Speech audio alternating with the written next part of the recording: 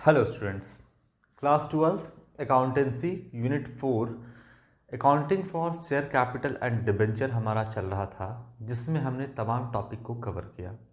हमने कंपनीज के डेफिनेशन को समझा, उसके कैरेक्टरिस्टिक फीचर्स को समझा, हमने प्राइवेट कंपनी पब्लिक कंपनी के बीच में डिफरेंस समझा, हमने ये समझा कि किस तरीके से पब्लिक कंपनी जो है वो शेयर इशू करती है, उसके जर्नल एंट्री को समझा, शेयर किसे कहते हैं, इशूड कैपिटल मतलब authorise capital, issued capital, subscribe capital, paid up capital किसे कहते हैं, ये सब समझा हमने।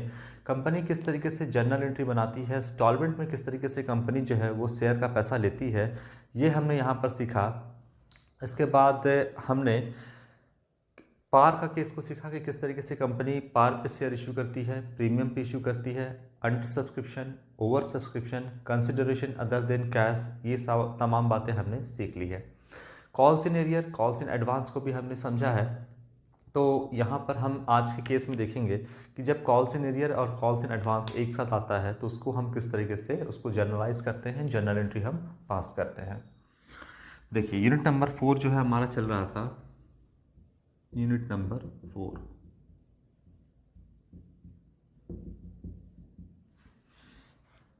Accounting for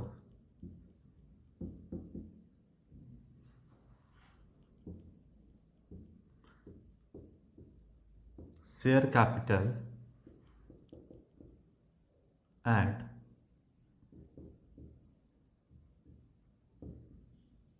debenture.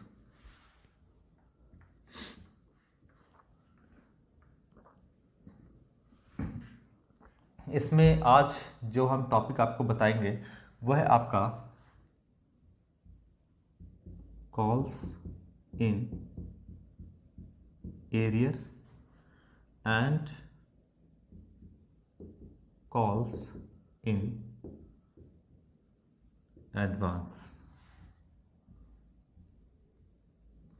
दोनों जब एक साथ में आएगा तो किस तरीके से हम इसको एंटर करेंगे, समझने के लिए हम एक क्वेश्चन सॉल्व करेंगे इसको। और डीके केवल के बुक से आप ले लेना, क्वेश्चन नंबर 18 आपके बुक में होगा। कॉल्स इन एडवांस के अंदर ये टॉपिक है जिसमें आपका दोनों कवर हो जाएगा, calls in arrear and calls in advance. तो दोनों को हम एक साथ कैसे दिखाते हैं उसको हम बताएंगे आपको। देखिए यहाँ पर है आपका a limited company was registered with a capital of 5 lakh rupees in shares of rupees 10 each।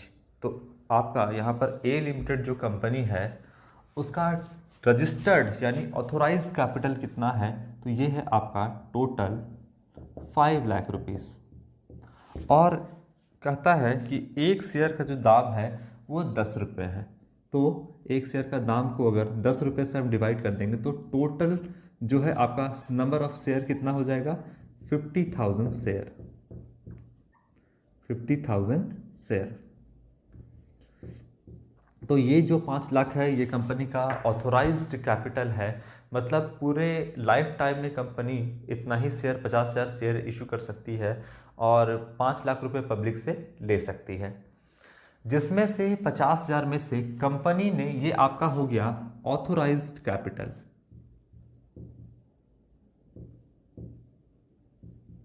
Authorised capital.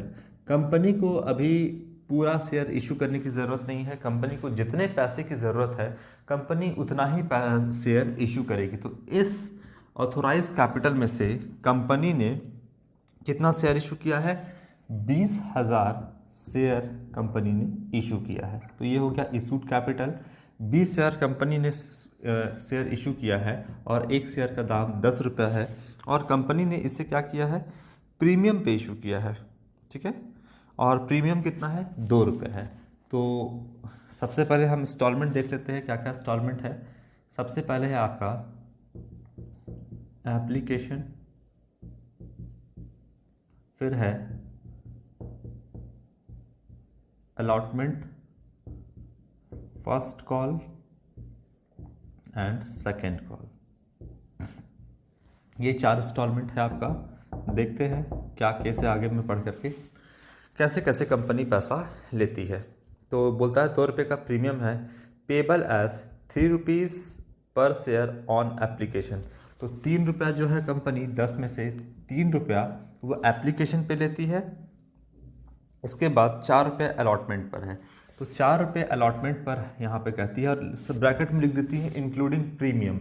तो प्रीमियम जो है कंपनी 2 रुपये का है, तो इसका मतलब 2 रुपये कैपिटल का हिस्सा है, और इसमें 4 रुपये में 2 रुपये कैपिटल का हिस्सा है और 2 रुपये जो है आपका वो प्रीमियम है। ठीक है। इसके बाद कंपनी कहती है क्या, 4 रुपये अलॉटमेंट पे हो गया, 2 रुपया जो है आपका वो फर्स्ट कॉल पर है, एंड ₹2 पर share on first call made 3 months later. तो 3 महीने के बाद फर्स्ट कॉल बनाया गया है, और 2 रुपये आपका यहाँ पर है।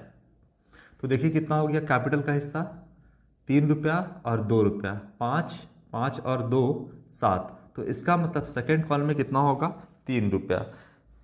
इसके बारे में कंपनी कुछ नहीं कहती है, कहती है कि फर्स्ट कॉल 3 मंथ के लेटर के बाद, मतलब 3 महीने के बाद फर्स्ट कॉल किया गया है। All the money payable on application and allotment were duly received. तो एप्लीकेशन का, अलॉटमेंट का पैसा कंपनी को यथावत नियमतः पहुंच गया है, मिल गया है।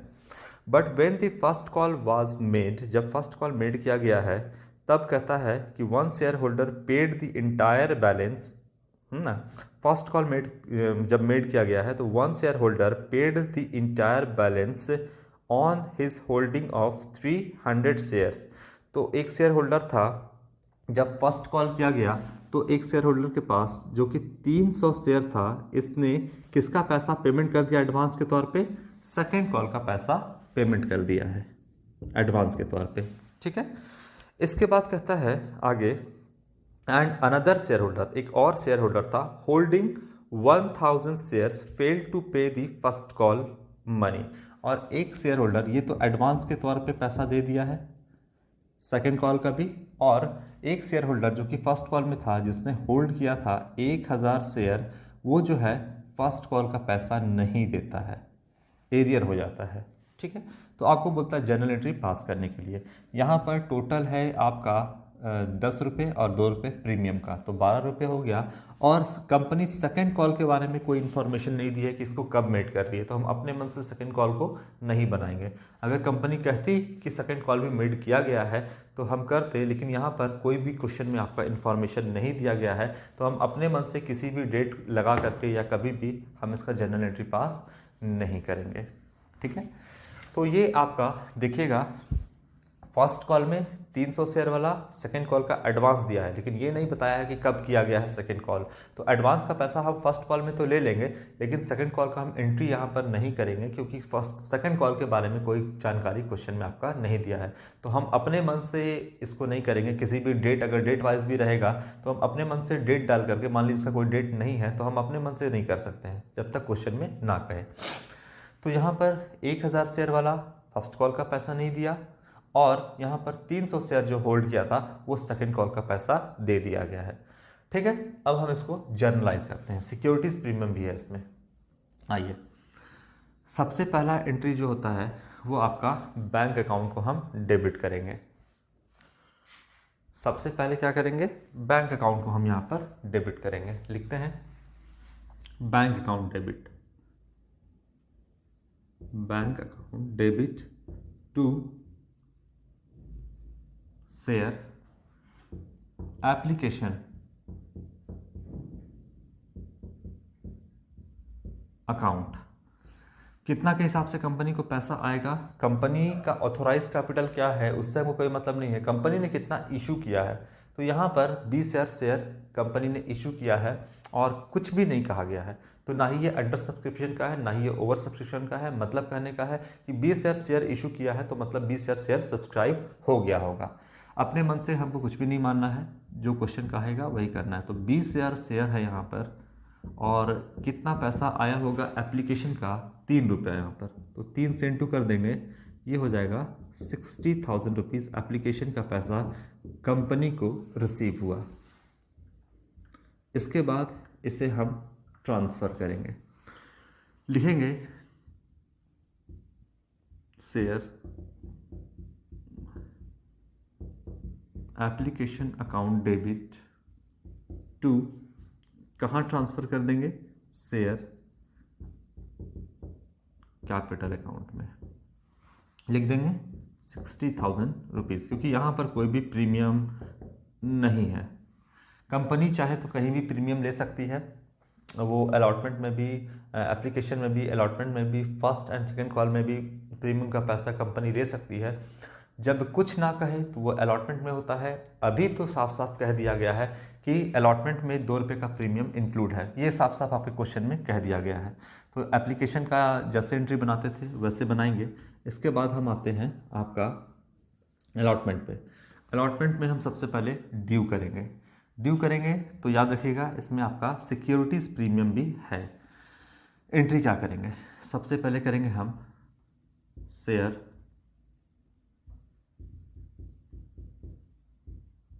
Allotment account debit to share capital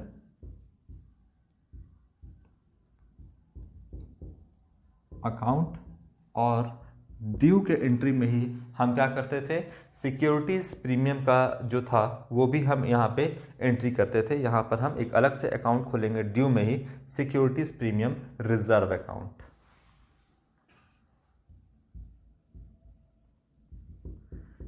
securities premium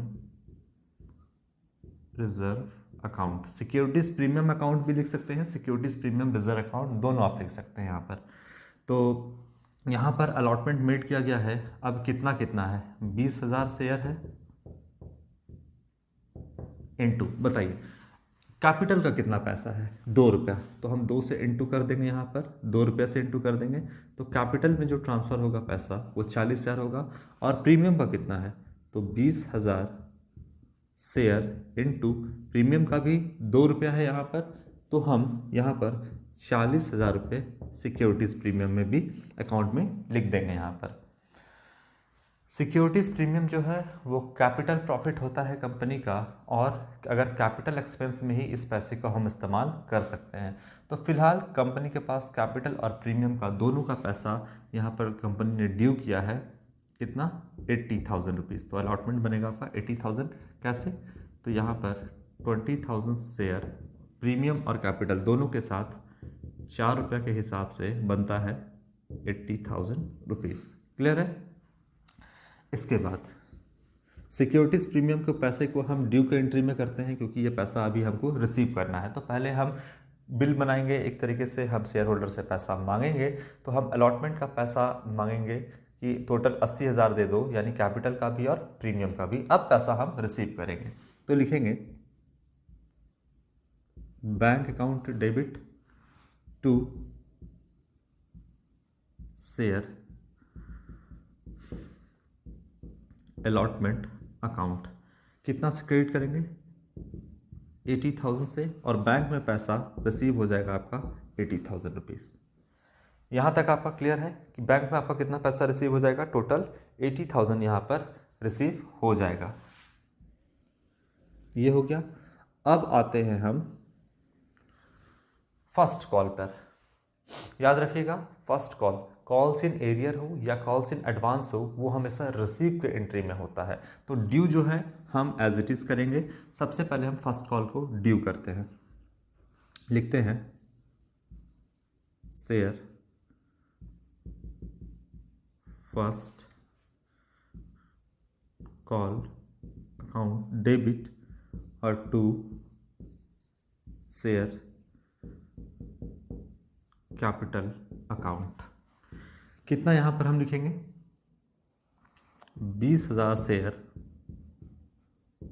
into ₹2 के हिसाब से, यहाँ पर 40,000 रुपीज़ से हम ड्यू करेंगे। इसके बाद इस पैसे को हमको रिसीव करना है, तो हम क्या करेंगे, लिखेंगे पहले एकदम सिंपल जनरल एंट्री जो बनता है वही बनाइए, बैंक ऑन डेबिट, और टू यहाँ पर लिखिएगा share first call account.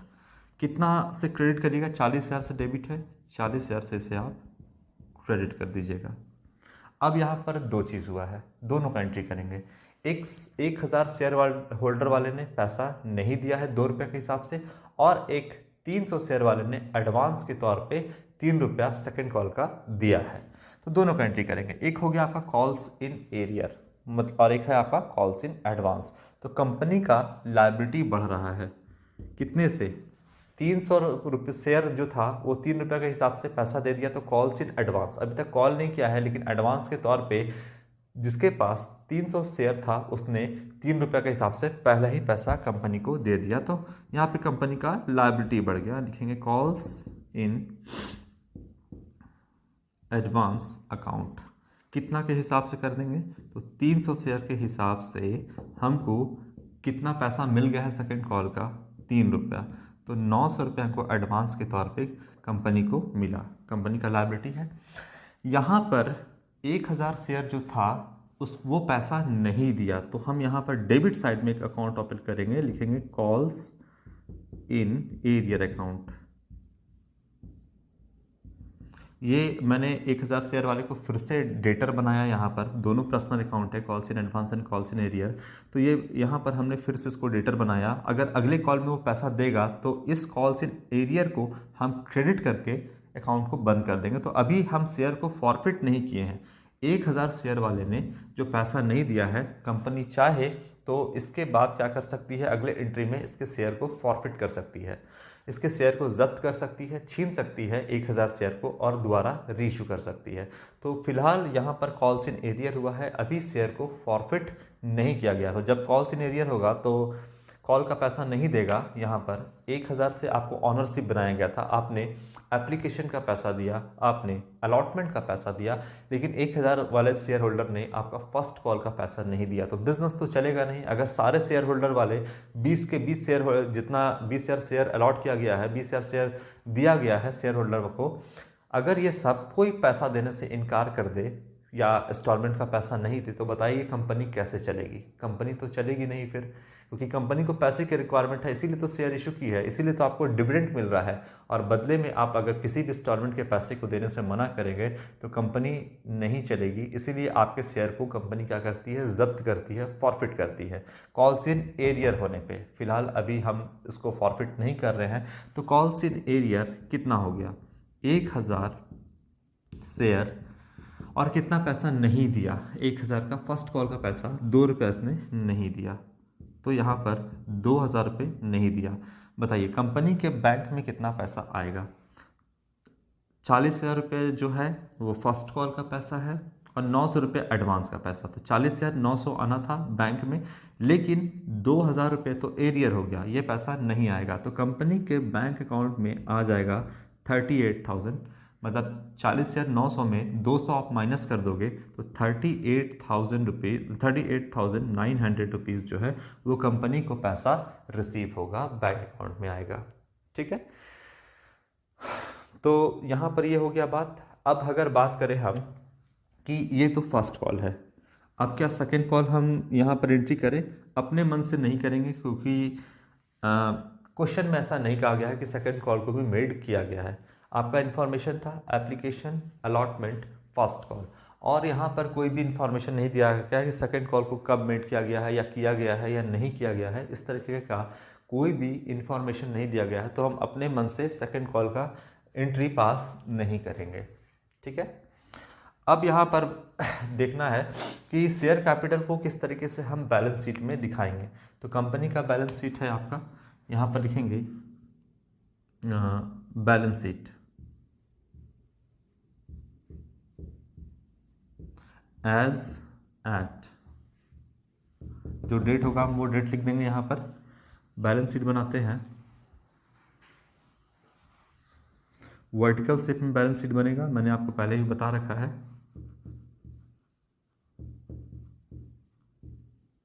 Particulars यहाँ लिखाएगा आपका,